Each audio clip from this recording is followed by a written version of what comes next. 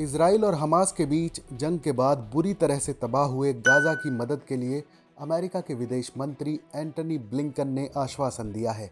Middle east की अपनी यात्रा के दौरान एंटनी ब्लिंकन ने फिलिस्तीन को पुनर्निर्माण के लिए मदद मुहैया कराने, पूर्वी यरूशलेम में फिर से महावाणिज्य दूतावास खोलने और इजराइल के प्रति पिछले अमेरिकी प्रशासन के रुख से अलग रिश्तों को बहाल करने पर जोर दिया है। एंटनी ब्लिंकन के इस रुख से इजरायली प्रधानमंत्री बेंजामिन नेतन्याहू नाराज दिखाई दे रहे हैं।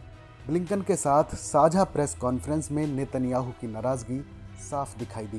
दरअसल इजराइल और हमास के चरमपंथियों के बीच 11 दिन तक चले संघर्ष में हुई मौतें, मलबे में तब्दील हो चुकी इमारतों की तस्वीरें इजराइल और फिलिस्तीनियों दोनों देशों की आवाम के दिमाग में अब भी ताज़ा हैं। ऐसे में अमेरिका के विदेश मंत्री एंटनी ब्लिंकन की ये पहल अमेरिका की तटस्थ भूमिका को स्थापित करने की कोशिश है। पूर्व राष्ट्रपति डोनाल्ड ट्रंप की नीतियों से इतर बाइडेन सरकार फिलिस्तीन की मदद के लिए आगे आई है।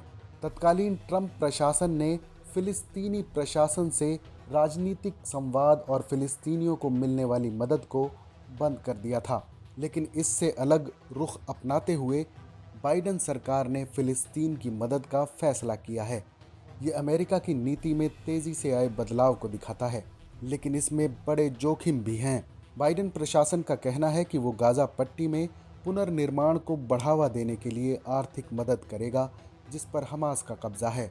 हमास एक चरमपंथी गुट है जिसे अमेरिका, इजराइल और कई दूसरे देश आतंकवादी संगठन मानते हैं। न्यूयॉर्क टाइम्स की एक खबर के मुताबिक फिलिस्तीनियों के साथ संबंधों को फिर से बहाल करने से मिडिल ईस्ट में अमेरिका ने अपने सबसे भरोसेमंद सहयोगी इजराइल को नाराज़ करने का खतरा मोल ले लिया है। इजराइल के नेता पहले से ही ईरान के साथ परमाणु समझौते में फिर से शामिल होने की बाइडेन सरकार की कोशिशों को लेकर चिंतित हैं। इजराइल ईरान के परमाणु कार्यक्रम का लंबे समय से विरोध करता आ रहा है। ब्लिंकन ने यरूशलेम और रामल्ला में एक दिन में कई बैठकें की। इस दौरान वो बार बार हमास और इजराइल के बीच संघर्ष में नागरिकों की दुखद मौतों पर जोर देते रहे। ब्लिंकन ने फिलिस्तीनी नेता महमूद अब्बास से वेस्ट बैंक में राष्ट्रपति कार्यालय में मुलाकात के बाद कहा, फिलिस्तीनी लोगों की उम्मीदें भी दूसरे लोगों की तरह ही हैं। इन उम्मीदों को साकार करने के लिए फिलिस्तीनी लोगों के साथ काम करने के लिए अमेरिका प्रतिबद्ध है। एंटनी ब्लिंकन ने ऐलान किया कि अमेरिकी विदेश विभाग 2019 में ट्रंप प्रशासन की तरफ से बंद किए गए फिलिस्तीनी मामलों को संभालने के लिए पूर्वी यरूशलेम में एक अमेरिकी वाणिज्य दूतावास को फिर से खोलेगा। इसके अलावा अमेरिका वेस्ट बैंक और गाजा के विकास के लिए फिलिस्तीन को $112 मिलियन की मदद भेजेगा।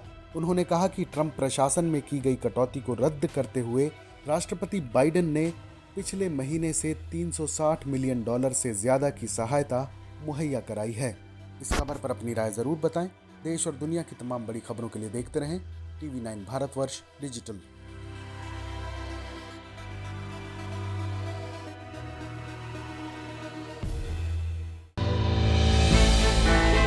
हमने की गलती फिर एक बार, कोरोना ने किया दोबारा प्रहार। मास्क, 2 गज दूरी, करें अपनी सुरक्षा खुद।